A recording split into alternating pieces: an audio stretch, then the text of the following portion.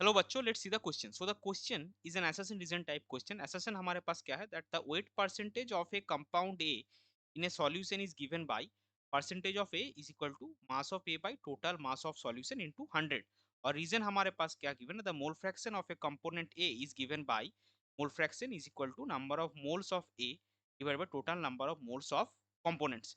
सो ये दो स्टेटमेंट हमको गिवन है एसएसएन और रीजन के तौर पर. और हमको जो चार ऑप्शंस गिवन है 1 2 3 4 में, उसके हिसाब से कौन सा सही ऑप्शन होगा वो हमको निकालना है. तो चलिए सबसे पहले देखते हैं इस क्वेश्चन का की कॉन्सेप्ट क्या है. इस क्वेश्चन की कॉन्सेप्ट है कॉन्सेंट्रेशन टर्म्स. तो दो फॉर्मूला हमको गिवन है. फैक्ट ये है कि दोनों ही आपका सही है. That is the weight percentage of compound A in a solution of compound A in a solution is given as, जो यहाँ पे गिवन है percentage of A is equal to mass of A divided by total mass of solution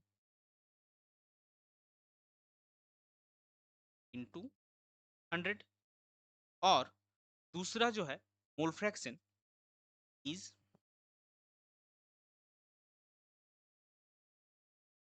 mole fraction of A equal to number of moles of A divided by total number of moles of components.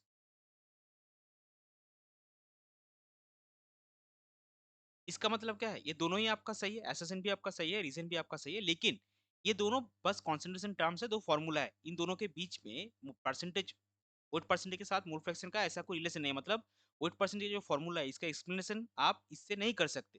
Therefore हम क्या लिखेंगे? Both assertion A and reason R true, but जो reason R है is not a correct explanation of assertion A. ये कौन सा option में है? ये ऑप्शन 2 में है. सो इस पर्टिकुलर क्वेश्चन के लिए आपका करेक्ट फाइनल आंसर हो जाएगा option 2. I hope you understood it well. Best of luck. Thank you.